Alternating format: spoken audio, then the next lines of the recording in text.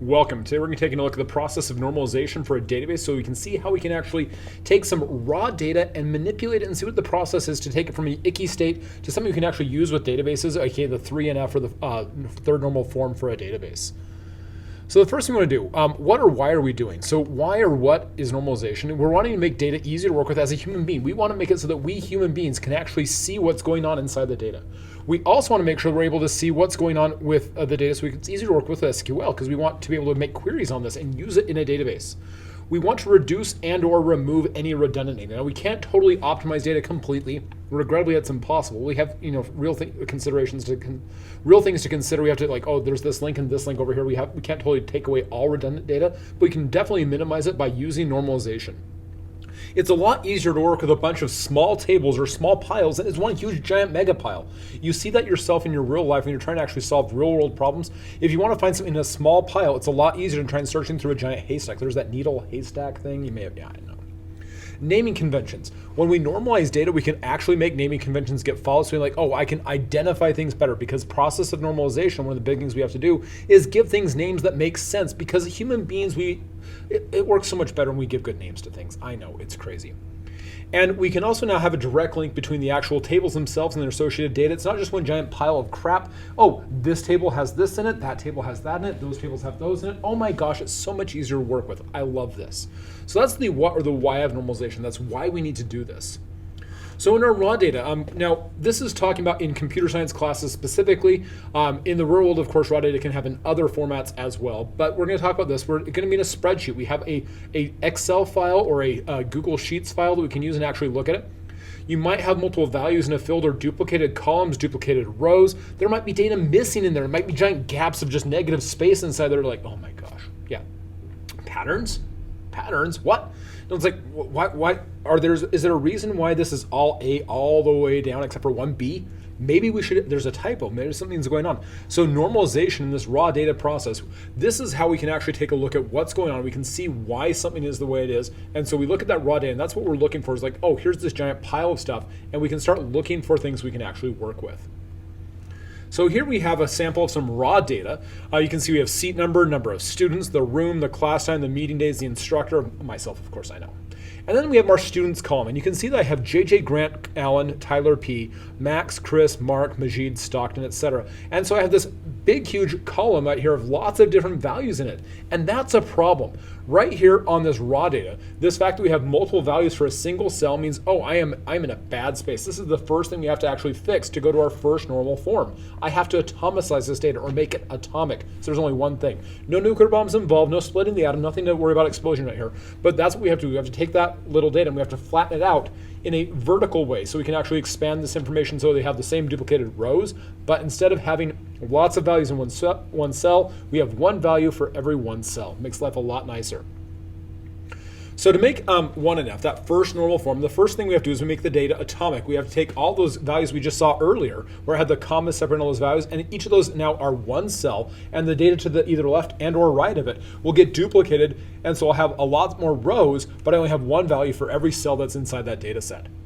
My next step is I need to go through and I look for repeating columns. Are there any columns inside there that's the same data all the way down? So column A and column Z, oh, it's the same thing. Same thing every single spot. Oh, that's a problem. We don't want to have the same thing every single spot for 2 columns or 3 columns, 4 columns, etc. So we only want to have one column that has the same exact value. So we make sure if we have duplicate columns all the way down, we take out one of them until there's only one left. So we make sure we only have one column's worth of data. We'll talk about how we can work with that more later. Now, if you actually notice there's the exact same row data multiple times, that's also something we want to remove. That's a bit rarish. That's not something you're going to see quite as often. But if you do see an entire row of data that's the same all the way across for every single value, not just some, all the values, take that thing out. And that's where we're going from there. And like I said before, this is a great time to start fixing your column names. You're having a good standard of what you're working with, making it so it's easy to read. This is a great spot to do it because you're going to have to do it for sure before you get to 3NF. So might as well start right now at 1NF, your first normal form, and get that ready. So here we have our first normal form, our sample version. So we took that originally, we had all those different values of the in that column for student. We had JJ, Grant, Alan, Tyler P, all in one single thing. But now we have each value right there. There's only one of them per row. So I have the same values all the way across. If we take a look at this, these are all the same, AM, CS1410, computer programming, 3322, 204, 73955B, Henriksen. All that stuff is duplicated for multiple rows going down this way, but there's only one value in every single cell. So that's actually really good. We've solved that first problem of the normalization. I didn't create any extra columns to delete, so I don't have to worry about taking those out, but all the extra values in one single column have been removed. So we now have a first normal form value we can start working with. So we have our first level of table. We have one single table where every cell makes sense. Really nice to use. Okay, so our next step we're going to go to is to 2NF, or second normal form. The first thing we have to have is it has to be in 1NF. I know, it's a primary responsibility. Weird. Okay, now, the next thing you have to do is we have to remove or resolve partial dependencies. This is where we're going to take a look at actually the table itself, and we want to split it into tables, plural. Yes, plural. We want to take it so we have the table that deals with cars over here, the table that deals with airplanes over here, the table with reservations over here, and they're not in the same thing. So we like put the data in different piles of information so it makes sense. So we have to look at those partial dependencies and look at like, oh, here's this pile right here. This has got this and this. Well, let's take this pile over here and that pile over there. Now it's only this and this that are their own separate things. We also want to make sure we identify the candidate keys. What are the value or values for each table we just created that identify what goes along with that entire data set? Now, I am very partial to synthetic keys. I make no bones about it. I love the fact that I can just generate them automatically using code or using a simple query to make it so it happens automatically. Wonderful stuff. But when we're first looking at the idea of our data right here inside the second normal form, we have to actually look at the key values themselves inside that data to identify, oh, here's what identifies this chunk. We pick that up and we use it, and then we can take it and do it better over here with a great synthetic key. But we'll talk more about that in another lecture, so just FYI. So here we have our second normal form standard. So in my courses table, I'm going to have the course key, the course name, the room, and the instructor. But in my sections table, the section key, the course number, the meeting date, ... And so as you can see, I'm not putting the data in here. I'm simply just getting the structure of that ready to go. So I can start then adding the data from my 1NF table and filling now my new tables down with all the appropriate information. But the first thing I have to do is I have to identify those piles that belong to it so I can then put the data into the appropriate table. So second normal form, I identify the tables by looking at the dependencies and what relate to each other so I can split it apart into two separate piles and go from there. And that's what we do for second normal form. In third normal form, guess what? It has to already be in second normal form. I know, it's crazy.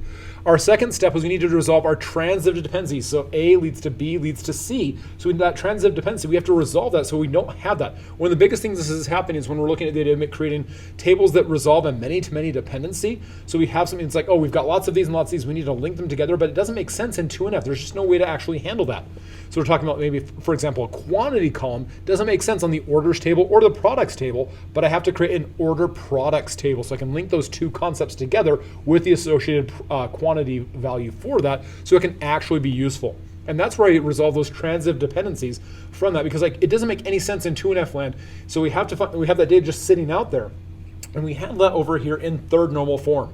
So now every cell, every field is directly linked to the key for that row. It makes total sense. Oh, this links to this, links to this, links to this, all the way across. We don't have any weird random things, but we have a created table information to handle relationships.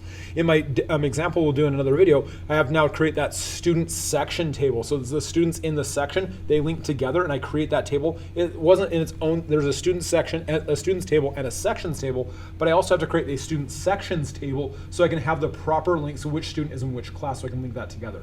And that's the kind of thing we have to create for that resolving of the transitive dependencies. We also have to make sure we identify every single primary and foreign key explicitly. Now in class, I want to explicitly call those out with either PK or FK in parens after the field name so we can identify it clearly when we look at those headers or we create a ER diagram that, oh, here's what this is what's going on. I can identify it directly right here. And so that's the last part of third normal form is we've explicitly called out all those values and have them ready. And so here we have that 3NF sample. We have the course key with the course name, room, and instructor, the section key, the course number, the meeting day, the section, number of students in the class time, the students and the student key, and the student ID and the section ID for that student sections table. So this is the one that we create in that last step because it's like, oh, I have this information that comes together, but I have to build it together and link it on my own because the information, it doesn't belong in students and it doesn't belong in sections. I have to make my own table to handle that because these students and sections together are their own separate value. And so that's what we have to do to get that that third normal form is we have to look at all the dependencies that exist across this, and then I have to extract it out to make that lovely combination table, or associative table, so I can grab that information and use it appropriately. Again, also note that I have my primary key and foreign keys explicitly called out for that, so you can easily see where that's going. And so that's how we do the idea of the process of normalization, so you can make sure we can get from a raw data form to a third normal form and actually make it so we can ask questions and do database queries using that information. The last thing we have is the idea of going beyond third normal form. There's a couple things we can do that are actually beyond that. We have the Boyce-Codd normal form, which is like 3.5 normal form, fourth normal form, and fifth normal form. However, these are special use cases we don't really have to happen or work with very often. They haven't noticed some very specific data patterns that aren't necessarily what you have to do in a business case. They may be for like a special assignment or something like that. Most of the 3NF tables you're going to be working with in the real world already meet the BCNF or above standards, so we're good to go. However, when we're looking at the idea of going beyond normal form, this is a great way to validate your data design. Now, this is something that's going to be a costly exercise in both time, money, and utility, because you have to actually think about how you're using data. And so you do need to actually plan for this in the idea of if you're doing database analysis or doing long-term database scaling, because my data might change in time. But getting to 3NF is good enough for class assignments, probably good enough for most business use cases, but you want to make sure that you actually have the ability to take a look and go beyond that, because eventually you might have to change your data set. And so looking at the idea of like, here's what my current data design is. I should take it, in 5 years, 3 months, whatever, take this down the road and take a look to see if this is still my current data use set. And do I need to renormalize my data and properly adjust my data base accordingly? So that's something we can do when we're going beyond that. I hope this is helpful. Hope you have a great day. Cheers. Have a great time. We'll see you next time. Bye-bye.